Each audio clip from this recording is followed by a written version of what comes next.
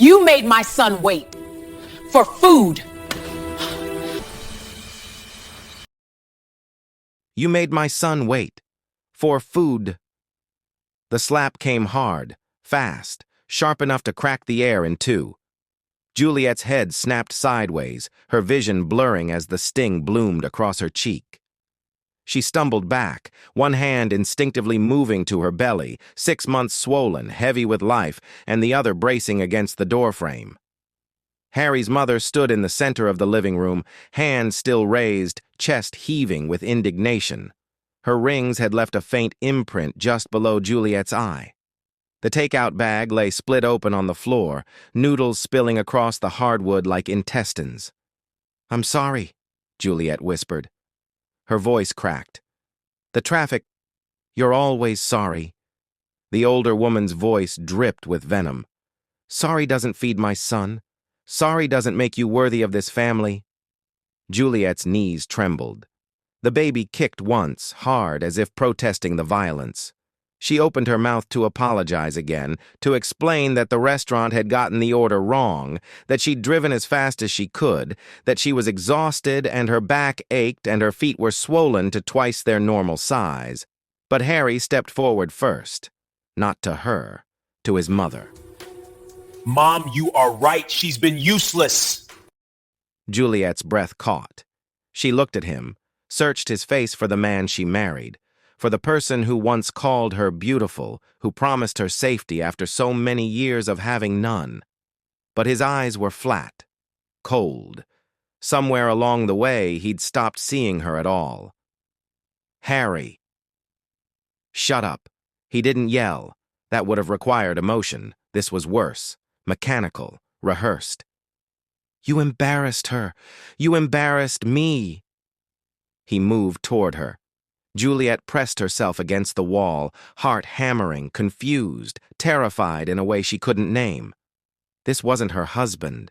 This was someone else wearing his face. "Harry, please!" He shoved her. Not a push, a shove. Full force, both hands against her chest, sending her careening backward into the wall. Her spine cracked against the plaster. Pain exploded through her lower back, radiating down into her hips, her pelvis, spreading like fire through her womb. She slid down the wall, gasping, clutching her stomach as the room tilted and swam. Wetness pooled between her legs.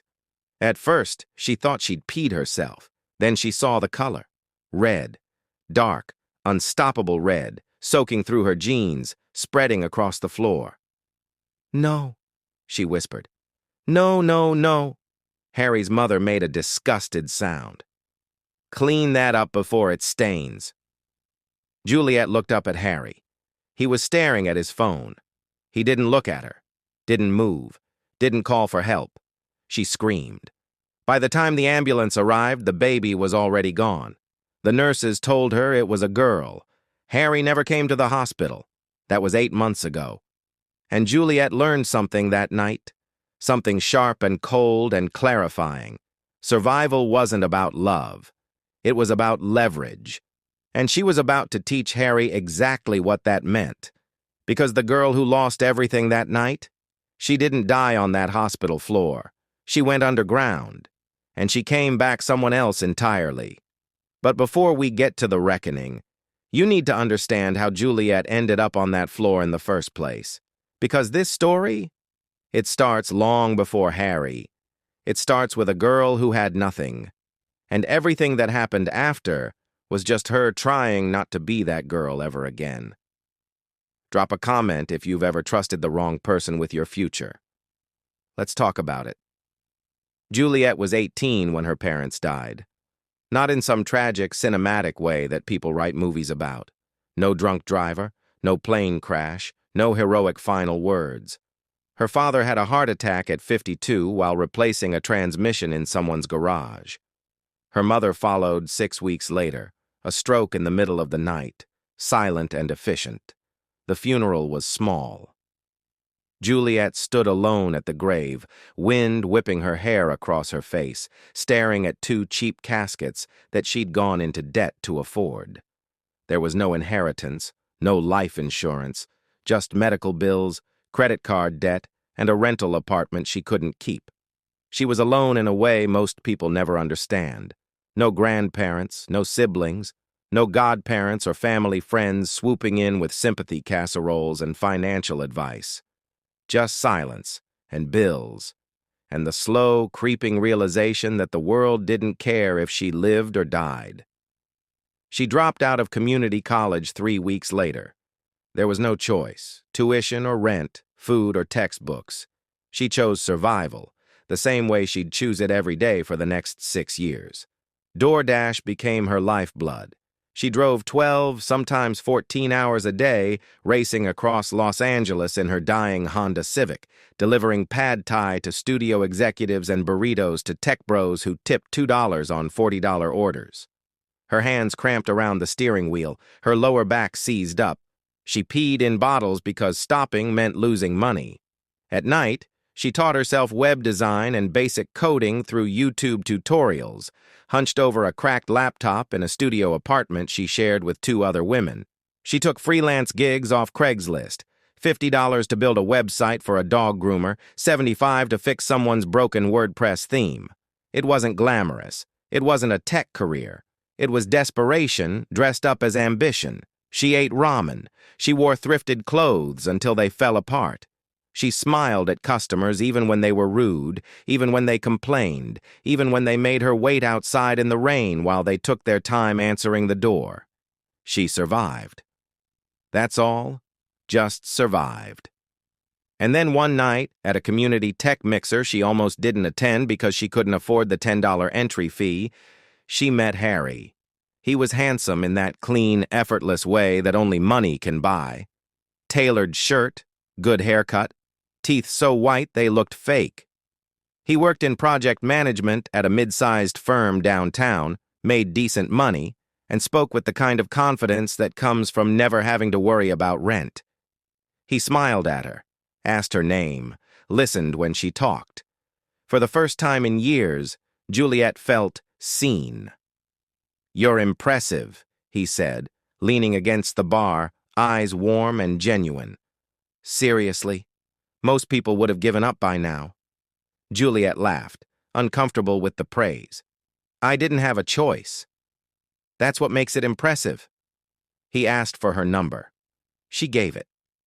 They went to dinner the following week, a real restaurant, not fast food, somewhere with cloth napkins and waiters who refilled your water without being asked. Juliet ordered the cheapest thing on the menu out of habit. Harry told her to get whatever she wanted. It felt like being rescued. They dated for 8 months before he proposed. It wasn't romantic. No beach sunset or elaborate flash mob. He asked her in his apartment, casual, almost transactional. "We're good together. Let's make it official." Juliet said yes, not because she was in love, though she told herself she was, but because Harry represented something she'd been chasing since her parents died. Stability. A life where she didn't have to choose between gas money and groceries. A partner. A future. The wedding was small, just courthouse signatures and a dinner afterward with Harry's family. His mother looked at Juliet the way you'd look at a stain on expensive fabric, something unfortunate that needed handling. "You're lucky," she said, smiling in that razor-thin way rich women perfect. "Harry could have married anyone." Juliet smiled back, nodded, thanked her. She'd gotten good at swallowing humiliation. The first year of marriage was fine. Not great, not terrible. Fine. Harry worked long hours. Juliet kept hustling, kept taking freelance gigs even though he told her she didn't need to. She couldn't shake the fear that it would all disappear, that she'd wake up broke and alone again. "You don't trust me," Harry said once, annoyed when she refused to quit a contract. "I trust you," Juliet lied. "I just like staying busy." But she didn't trust him. She didn't trust anyone. Survival had taught her that. The second year, things shifted. Harry started managing their finances. It made sense, he said. He had experience. He understood investments. Juliet's freelance income was inconsistent. Better to pool everything, streamline it. She agreed, signed the papers, gave him access to her accounts. That's when her money started disappearing. Not all at once, just quietly. A few hundred here, 1,000 there, transfers she didn't authorize, expenses she didn't recognize. When she asked, Harry waved her off. "It's fine. I'm handling it." "But I don't—" "Juliet," his voice went sharp. "I said I'm handling it." She stopped asking. Around his friends, she became invisible. Harry introduced her as my wife, not by name. At dinners, she sat quietly while they talked about vacations she couldn't afford and jobs she didn't understand. When she tried to contribute, Harry cut her off. "Babe, they don't want to hear about DoorDash." His friends laughed. Not meanly, exactly. Just dismissively, like she was a child who'd interrupted the adults. Juliet learned to stay quiet. She got pregnant 3 years into the marriage. At first, she thought it would fix things, bring them closer, give Harry a reason to see her again the way he used to. She imagined a nursery, a family, a future that didn't feel like slow suffocation. Harry reacted like she'd told him she had cancer. "Are you serious?" "I thought you'd be happy." "Jesus, Juliet, we talked about waiting." "We talked about it, eventually. Eventually doesn't mean now." He ran his hands through his hair, pacing. "I'm not ready for this." But it was already done. The baby was coming whether he was ready or not. His mother found out a week later. "You trapped him," she said, cold and certain, during a tense lunch Juliet had been dreading. "That's what girls like you do. You trap men with money." Juliet's throat tightened. "I didn't—" "Don't insult me." Harry's mother leaned forward, voice low and venomous. "You think I don't know what you are? You're a leech, a project. Harry will realize it eventually." Juliet said nothing. She'd learned that defending herself only made it worse. By month 6, the pregnancy had become unbearable. Her back ached constantly. Her feet swelled so badly she couldn't wear shoes. She still took freelance gigs because Harry's contribution to their finances had become sporadic at best. One night, after a 12-hour shift spent coding a website redesign while her sciatic nerve screamed, Juliet drove to pick up dinner for Harry and his mother. The restaurant got the order wrong. She had to wait. Traffic was brutal. She arrived 30 minutes late. That's when Harry's mother slapped her. That's when Harry shoved her into the wall. That's when everything ended. The hospital kept her overnight for observation. They asked if she wanted to press charges. Juliet said no. Not because she forgave Harry, not because she was scared, because she knew how the system worked. She had no leverage, no witnesses willing to testify against him. His family had money, lawyers, connections. Her word against his meant nothing. So she said nothing. Harry visited once, stood in the doorway, hands in his pockets, looking anywhere but at her. "I'm sorry," he said. Juliet stared at the ceiling. "Get out." He left. She stayed in the hospital for 2 days. When she came home, Harry's mother's rings were still on the entry table. The takeout stain was still on the floor. No one had cleaned it. Juliet got on her hands and knees and scrubbed. That's when she decided. Not loudly, not dramatically, but with the cold, clear certainty of someone who'd finally run out of things to lose. She wasn't leaving empty-handed this time. If you've ever had to rebuild yourself from absolute zero, drop a like. You know what's coming next. The contract came 6 weeks after the miscarriage. Juliet almost didn't take the call. She was sitting on the bathroom floor at 2 in the morning, knees pulled to her chest, staring at the tile and wondering if grief was something you could die from. The phone buzzed. Unknown number. She answered out of reflex, too numb to care. "Is this Juliet Omalana?" The voice was sharp, professional, female. Juliet sat up straighter without thinking. "Yes." "My name is Karen Voss. I'm the VP of Digital Operations at Hargrave & Klein. We received your proposal for the municipal redesign project." Juliet's heart stopped. 3 months ago, back when she still believed her marriage might survive, she'd submitted a bid for a massive website overhaul for the city's public services platform. It was a long shot, a desperate Hail Mary thrown out into the void because she needed to feel like she was building toward something. She'd spent 2 weeks on the proposal, working through nausea and exhaustion, convinced it didn't matter. She'd forgotten about it entirely after the miscarriage. "We'd like to move forward," Karen said. "Pending a final interview. Can you come in Monday?" Juliet's voice came out cracked and small. "Yes." "Good. 10 a.m. Don't be late." The call ended. Juliet sat on the bathroom floor, phone still pressed to her ear, and started laughing. Not happy laughter. The kind that comes when the universe decides to offer you a lifeline at the exact moment you've stopped believing in them.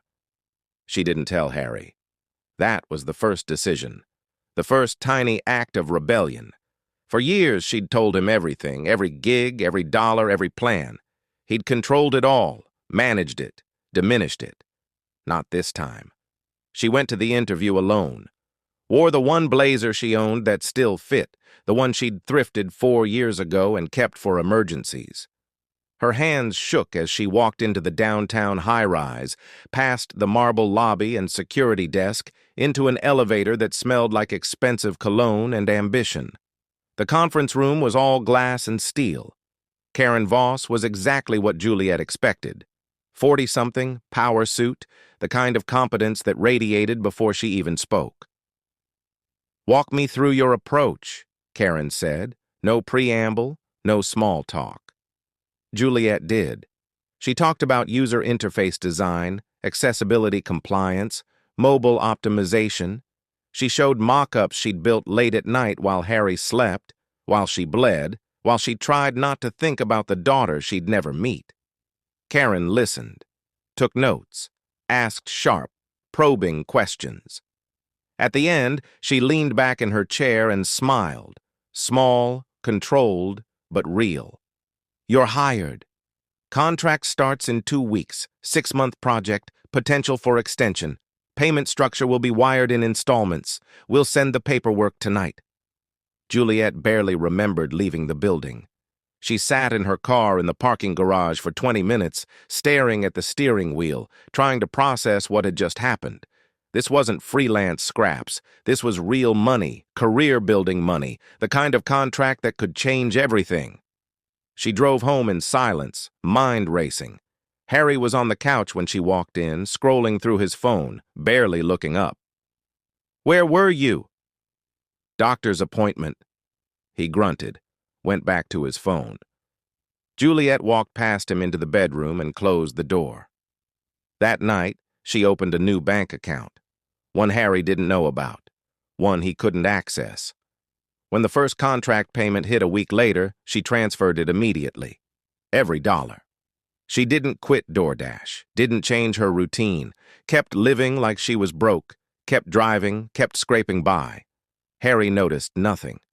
To him, she was still the same exhausted, broken woman who'd lost his child and couldn't do anything right. Good. Let him think that. Meanwhile, Juliet worked. Late nights after Harry fell asleep. Early mornings before he woke up. She built the platform piece by piece, module by module, pouring every ounce of skill and rage and grief into something that couldn't be taken from her. The project went live 4 months later. It was flawless, responsive, fast, accessible, everything the city needed. Karen called her personally to say the mayor's office was thrilled. "We're extending your contract," Karen said, "and I'm recommending you for 3 other projects. You're about to get very busy." Juliet thanked her, hung up, sat in her car in the grocery store parking lot and cried. Not sad tears, not happy tears. Relief. She wasn't trapped anymore. The money kept coming. Steady, substantial, real. Juliet funneled it into the secret account, watched the balance grow, felt the power shift beneath her feet like tectonic plates realigning. Harry still controlled their joint account, still monitored her old freelance income, still treated her like she was dependent on him. He had no idea she was building an exit. She hired a lawyer, quietly, a woman named Patricia Chen who specialized in divorces involving financial abuse. Patricia listened to Juliet's story without interrupting, took notes, asked pointed questions about account access and asset distribution. "Do you have documentation?" Patricia asked. Juliet pulled out a folder. Bank statements, screenshots, emails, every transaction Harry had made without her permission, every time he'd dismissed her questions, every dollar he'd moved. Patricia smiled. "This is good, really good. He's going to fight this, but we have leverage." "I don't want to fight," Juliet said quietly. "I just want out." "Then let's get you out." Juliet started gathering everything. Proof of the affair she'd suspected for months, the late nights, the texts Harry thought he'd deleted, the credit card charges at restaurants he claimed were work dinners. She hired a private investigator who confirmed what she already knew. Harry was sleeping with a coworker, had been for almost 8 months. The woman's name was Sloane. She worked in marketing, blonde, polished, the kind of effortless pretty that comes with generational wealth. Everything Juliet had been told she wasn't. The investigator's report included photos. Harry and Sloane at a wine bar. Harry and Sloane leaving her apartment. Harry and Sloane in his car, her hand on his thigh. Juliet looked at the photos once, then filed them away. She felt nothing. Not jealousy, not rage, not even sadness, just cold, crystalline clarity. Harry had underestimated her, treated her like she was too weak, too broken, too stupid to fight back. He'd pushed her into a wall and killed their daughter and expected her to just stay. He was wrong. Share this if you've ever had to become someone new just to survive. Juliet filed for divorce on a Tuesday. She'd planned it carefully. Harry was out of town for a work conference.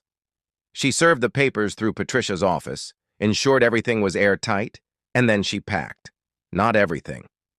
Just what mattered.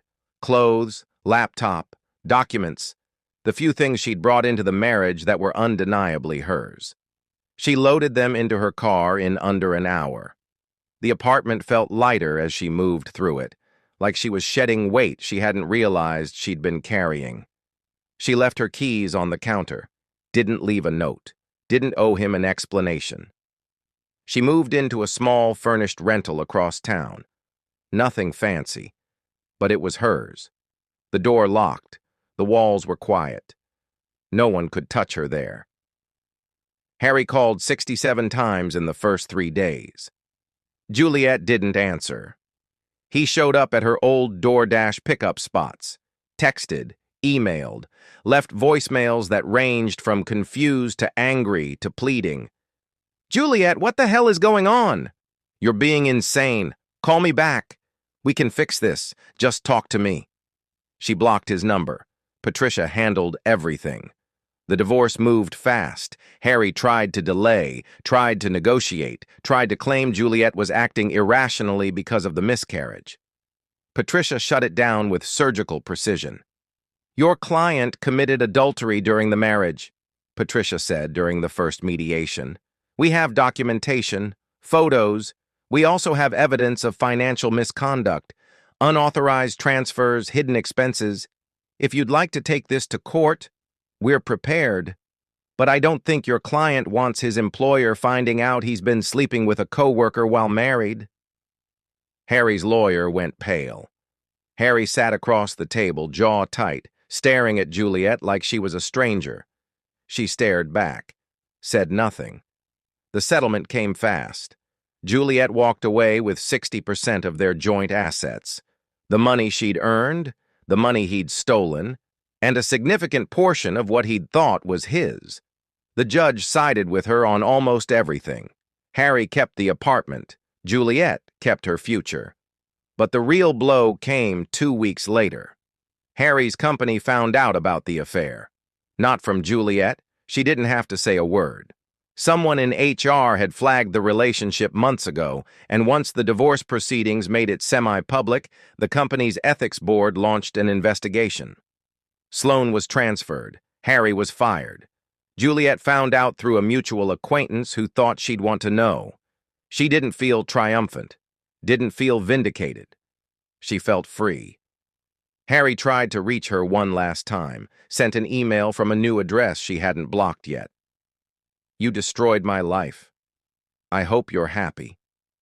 Juliet read it once, then deleted it. She didn't respond. There was nothing left to say. He'd destroyed himself. She'd just stopped carrying him while he did it. At 28, Juliet was alone again. But this time it was different. She had money, not wealth, but enough to breathe, enough to plan, enough to build. She took the extended contracts Karen had offered. Then more. Word spread in the tech and municipal sectors. This woman delivers, she's fast, she's good, she doesn't miss deadlines. Her rates went up. Her client list grew. She hired a financial advisor, paid off the debt from her parents' funerals, opened a retirement account, started investing. She moved into a better apartment. Nothing extravagant, just clean, safe, hers. She didn't date, didn't want to. The idea of letting someone in again made her feel sick. She'd survived Harry. She'd survived her parents' death. She'd survived poverty and humiliation and loss. She didn't need to survive anyone else. Instead, she worked. Not the desperate, fearful work of her early 20s. This was different. Focused. Intentional. She took on projects that challenged her, that forced her to grow. She learned new coding languages, built apps, expanded into UI/UX consulting. People started noticing. A local business magazine ran a profile on her.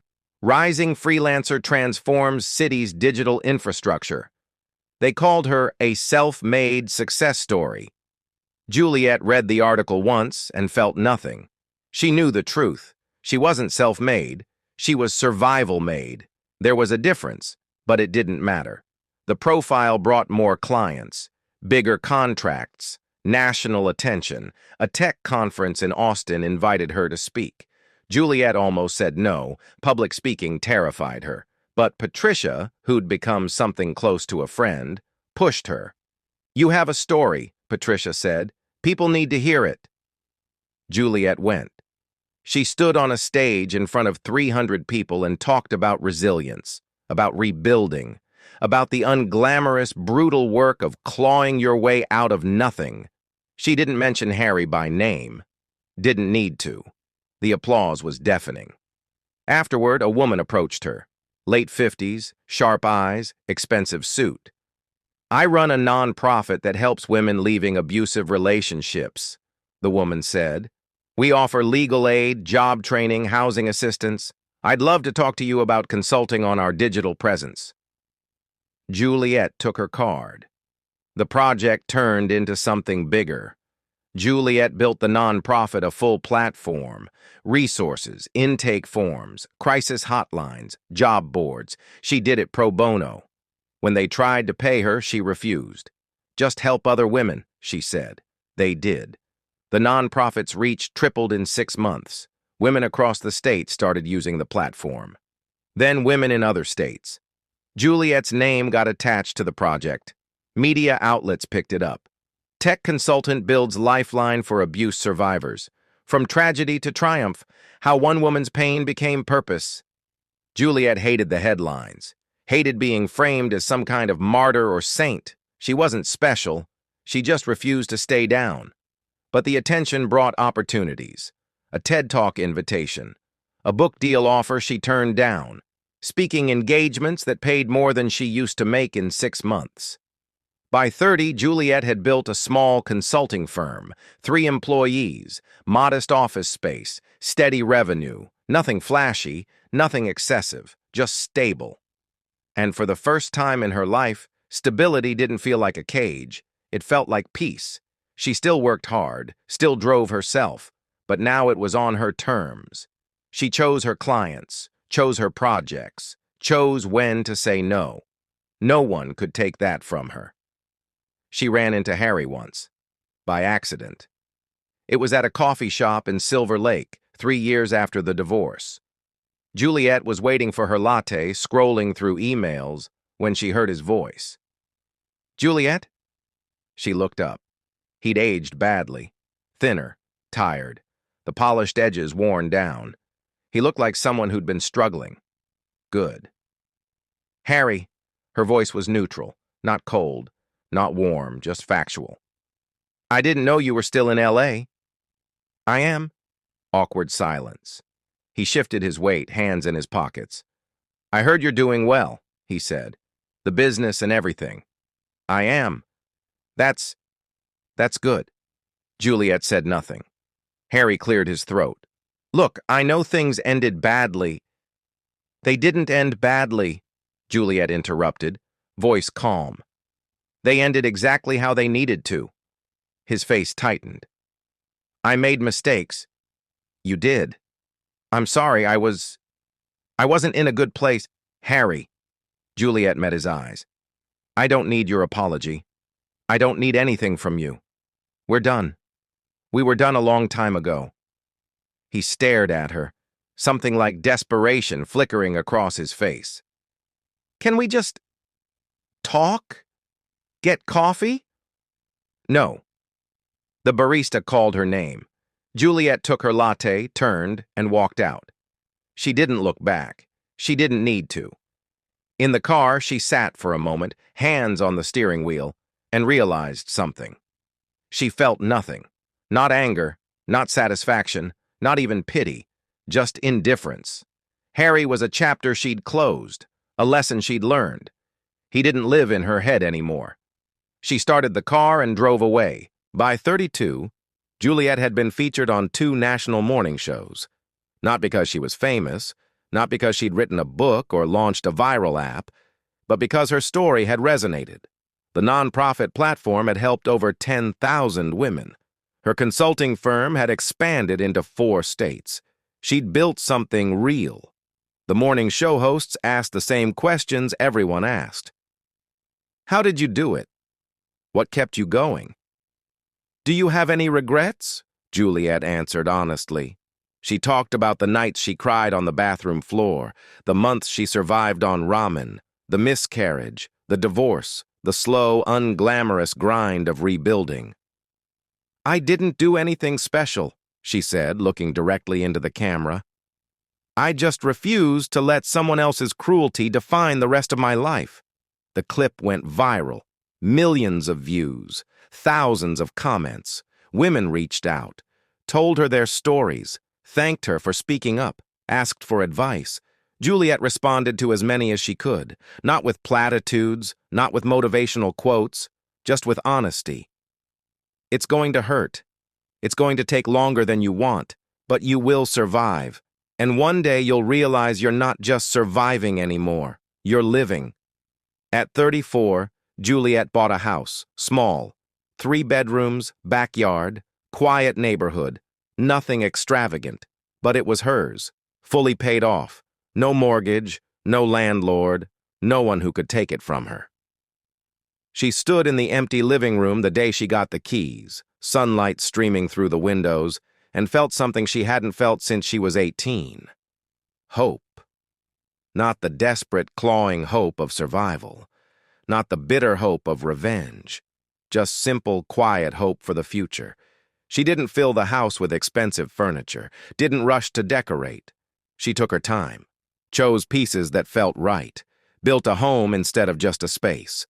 One of the bedrooms became her office. Another stayed empty, guest room maybe, or just space to breathe. The 3rd bedroom she painted yellow. She didn't know why, didn't overthink it. But sometimes, late at night, she'd stand in the doorway and imagine what might have been. The daughter she lost, the life that could have existed. She didn't cry, didn't dwell. She just acknowledged it, let it exist, then moved on. Juliet never remarried. People asked. Friends, acquaintances, well-meaning relatives who thought everyone needed a partner to be complete. She always smiled and changed the subject. The truth was, she didn't need anyone. She liked her life, liked the quiet, liked being able to make decisions without negotiating, without compromising, without fear. Maybe one day she'd meet someone worth the risk. Maybe not. It didn't matter. She'd built something bigger than romance, bigger than validation. She'd built herself. and no one could take that away. At 36, Juliet received an award. The nonprofit she'd helped had nominated her for a community leadership recognition. She almost didn't go to the ceremony. Public events still made her uncomfortable. But Patricia convinced her.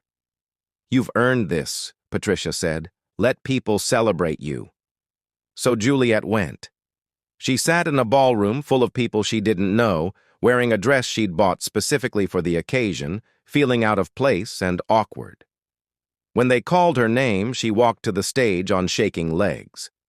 The woman presenting the award, the same woman who'd approached her at that conference years ago, gave a speech, talked about the platform Juliet had built, the women it had helped, the lives it had changed. "Juliet didn't just survive," the woman said, voice thick with emotion. "She turned her pain into a ladder for other women to climb, and that's the definition of strength." The applause was overwhelming. Juliet accepted the award, gave a short speech thanking everyone, and stepped off the stage as fast as she could. Afterward, women approached her, dozens of them, sharing their stories, thanking her, crying, hugging her. Juliet listened to every single one, and for the first time, she understood why she'd survived. Not for revenge, not for validation, for this. For the chance to be the person she needed when she was 18 and alone and terrified. For the chance to prove that the worst thing that happens to you doesn't have to be the last thing. Juliet is 38 now. She still works, still builds, still helps. Her consulting firm is thriving. Her platform has expanded internationally. She's been invited to speak at the UN, at Google, at conferences she never imagined attending. She says no to most of them. Not because she's ungrateful, but because she's learned something important. Her worth isn't tied to productivity, to visibility, to what other people think. She's enough, just as she is. Some mornings, she wakes up in her quiet house and makes coffee and sits in her backyard and just exists. No deadlines, no pressure, no survival mode, just peace. She thinks about Harry sometimes, wonders if he ever rebuilt, if he ever understood what he'd lost. But mostly she doesn't. He's a ghost, a cautionary tale, a chapter that taught her who she was capable of becoming. And she's grateful for that lesson, in a strange, detached way. Because the girl who got slapped and shoved and broken, the girl who lost everything, she didn't die. She became someone stronger, someone kinder, someone who knows what it costs to survive and chooses to help others do the same. That's the real victory, not the money, not the recognition, not the revenge. The fact that she survived, and then she thrived, and then she reached back and pulled others up with her. That's the story, and it's not over yet, because Juliet is still here, still building, still fighting, not for validation, not for revenge, but for herself. And that's enough. It's always been enough. One last thing before you go. If you've made it this far, drop a comment. Tell me what survival looks like for you, what you had to rebuild, what you had to leave behind. Because Juliet's story isn't rare. It's just rarely told. There are thousands of women, thousands of people carrying these same scars, building these same empires out of nothing, refusing to let cruelty write their endings. And the truth is, most of them will never get a profile in a magazine, never give a TED Talk, never stand on a stage and receive an award. But that doesn't make their survival any less extraordinary. Juliet knows this. She thinks about it every time someone calls her inspiring, every time someone treats her story like it's exceptional. It's not exceptional. It's just visible. The real heroes are the women still delivering food at 2 a.m, the ones sleeping in their cars between shifts, the ones putting quarters in the laundry machine and stretching one meal across 2 days, the ones who haven't had their breakthrough yet but keep showing up anyway. Those are the people Juliet thinks about when she can't sleep. Those are the people she's still fighting for. There's a folder on Juliet's laptop labeled 17. She created it 3 years ago and hasn't opened it since. Inside are screenshots, messages from women who've used the platform, emails from survivors who rebuilt their lives, photos people sent, new apartments, college degrees, children they got to keep, smiles that look real again. 17 is the number of women who told Juliet she saved their lives. Not metaphorically, literally. Women who said they were planning to go back to their abusers, or planning worse, until they found the platform, until they read Juliet's story, until they realized there was a way out. Juliet doesn't keep the folder as a trophy. She keeps it as a reminder, on the days when the work feels heavy, when the emails pile up, when she wonders if any of it matters. She opens the folder, and she remembers why she's still here. Harry's mother died last spring. Juliet found out through a former mutual acquaintance who thought she'd want to know. She didn't go to the funeral, didn't send flowers, didn't feel obligated to perform grief she didn't feel. But she did think about that woman sometimes, about the slap, about the cruelty that seemed so casual, so practiced, and Juliet wondered who had hurt Harry's mother first, who taught her that love looked like control, that worth was measured in compliance. She didn't excuse it, didn't forgive it, but she understood it. Cruelty is inherited until someone decides to break the cycle. Juliet decided to break it.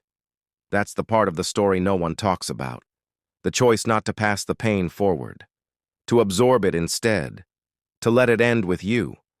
It's the hardest choice, the quietest victory, but it's the one that changes everything. Juliet started mentoring last year. Not officially. No program or structure. Just women who reached out, who needed guidance, who were standing where Juliet had stood a decade ago. She meets them for coffee, answers their questions, listens to their stories. She doesn't sugarcoat anything. It's going to be harder than you think, she tells them. You're going to want to quit. You're going to have days where you can't see the point, where it feels like nothing's changing. They nod, eyes wide, hopeful and terrified. But here's the thing, Juliet continues. You only have to be strong enough for today, not tomorrow, not next year, just today. And then tomorrow, you do it again. That's it. That's the whole secret. Some of them cry. Some of them thank her. Some of them disappear and she never hears from them again. But a few come back months later, years later, with updates, with photos, with their own stories of survival and rebuilding. And every single time, Juliet feels that same quiet hope. The cycle is breaking, one woman at a time. There's a photo on Juliet's desk, not of Harry, not of her parents, not even of herself. It's a photo of the hospital bracelet they gave her the night she lost her daughter. She kept it, tucked it in a drawer for years, too painful to look at, too important to throw away. Then one day she framed it, not as a shrine, not as a wound she kept picking at, but as a reminder that she survived the worst night of her life, that she got up off that hospital floor, that she chose to keep going even when every part of her wanted to stop. The bracelet sits next to a small yellow flower in a glass vase. Juliet replaces the flower every week, sometimes a daisy, sometimes a rose, sometimes just a dandelion she picked from her backyard. It's her way of saying, I remember you, I carry you with me, and I'm living the life I wanted to give you. It's the closest thing to peace she's found. People ask Juliet if she's happy now. It's always the same question, phrased a dozen different ways. Are you over it? Do you feel like you've healed? Was it worth it? Juliet never knows how to answer, because happiness isn't a destination. It's not something you arrive at and plant a flag in and declare victory. It's a practice, a choice you make every day. Some days are easy. She wakes up grateful, works on projects she loves, eats good food, laughs with friends, goes to bed content. Other days are hard. The grief creeps back in, the anger, the exhaustion of having survived when she shouldn't have had to. Both are true. Both are okay. I'm here, she tells people. That's enough. And it is. Last month, Juliet gave a keynote at a women's entrepreneurship summit. 2,000 people in the audience. Live streamed to 50,000 more. She stood at the podium, looked out at the sea of faces, and felt the same fear she always felt before speaking. But she did it anyway. She told her story. Not all of it. Some parts were still too raw, too personal. But enough. Enough for them to understand that success doesn't erase pain, that healing isn't linear, that you can build an empire and still have bad days. At the end, she said something she'd been thinking about for months. "You don't owe anyone your trauma," she said, voice steady. "You don't have to turn your pain into productivity. You don't have to inspire anyone. You don't have to be strong." The room went silent. But if you choose to keep going, not for them, but for you, that's revolutionary. That's power. And no one can ever take that from you. The applause was deafening. But it was the woman in the third row who made Juliet's voice catch. Young, maybe 22, eyes red from crying, nodding like Juliet had just spoken directly into her soul.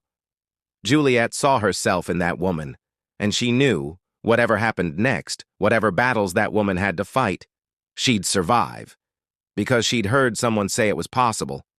And sometimes, that's all you need. Juliet is working on something new, a scholarship fund, for women re-entering the workforce after leaving abusive relationships. Women who need training, certifications, childcare support, whatever it takes to rebuild. It's not live yet, still in development, but it will be. She's funding it herself. Every dollar she doesn't need, she puts toward it. Because she remembers what it felt like to have nothing, to be capable and smart and hard-working and still trapped because the system wasn't built for people like her. This is her way of changing that. One scholarship at a time, one woman at a time. It won't fix everything, won't solve poverty or abuse or systemic inequality, but it will help, and helping is enough. There's a version of this story where Juliet becomes a billionaire, where she builds an empire so massive it dwarfs everything Harry ever had, where she becomes famous and powerful and untouchable. That's not this story. This story is smaller, quieter, more honest.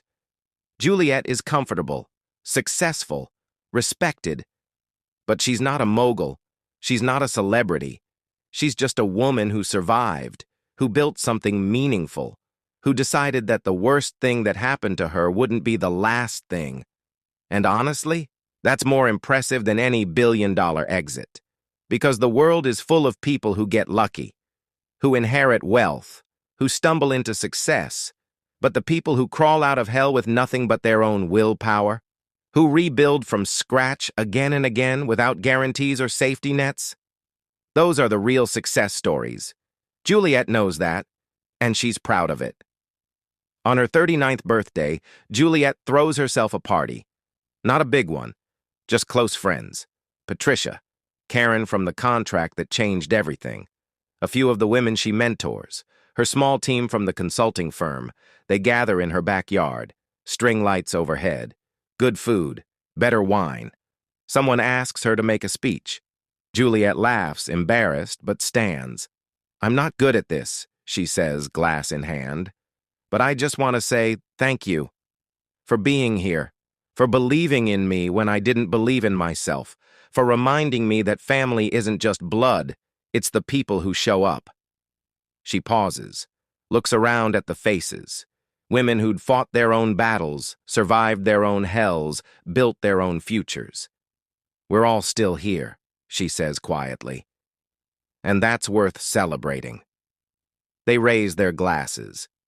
And in that moment, surrounded by people who understood what survival cost, Juliet feels something she hasn't felt in years: complete. Not because she has everything, but because she's enough. Juliet still drives sometimes, not for DoorDash, not for money, just to think. She'll get in her car late at night, roll the windows down, and drive through Los Angeles. Past the apartment where she lived with Harry. past the hospital where she lost her daughter, past the coffee shop where she ran into him that last time. She doesn't do it to torture herself. She does it to remember that she survived those places, that they don't own her anymore, that she's not the woman who lived in that apartment or cried in that hospital or felt nothing in that coffee shop. She's someone else now, someone stronger, kinder, freer, and every mile she drives is proof. The last time Juliet heard Harry's name was 6 months ago. A former co-worker mentioned he'd moved out of state, remarried, had a kid. Juliet felt nothing. No jealousy, no bitterness, no sense of injustice that he got to move on, got to have the family they'd lost. Just nothing. He was a stranger now, someone she used to know, a person who existed in a life that no longer belonged to her. And that was okay. She didn't need him to suffer, didn't need him to fail. She just needed him to be gone. And he was. If there's a moral to this story, it's not the one you'd expect. It's not work hard and you'll succeed. It's not karma always wins. It's not even you're stronger than you think. The moral is this: you don't have to be strong all the time. You don't have to forgive people who hurt you. You don't have to turn your trauma into inspiration. You just have to keep going, one day at a time, one choice at a time, and eventually you'll look up and realize you're not surviving anymore. You're living. That's it. That's the whole story. Juliet is sitting in her backyard right now. Coffee in hand, laptop open, morning sun warm on her skin.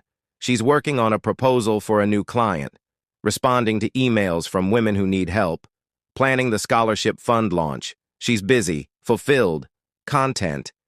And somewhere in a parallel universe, there's a version of Juliet who stayed with Harry, who believed she deserved the cruelty, who never found the contract or the courage or the will to leave, that Juliet is still trapped.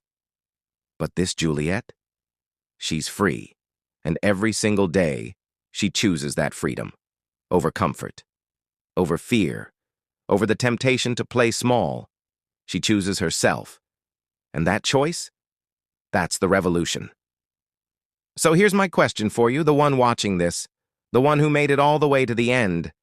What would your life look like if you stopped waiting for permission to leave, to heal, to rebuild? What would you do if you knew you'd survive it? Drop your answer in the comments.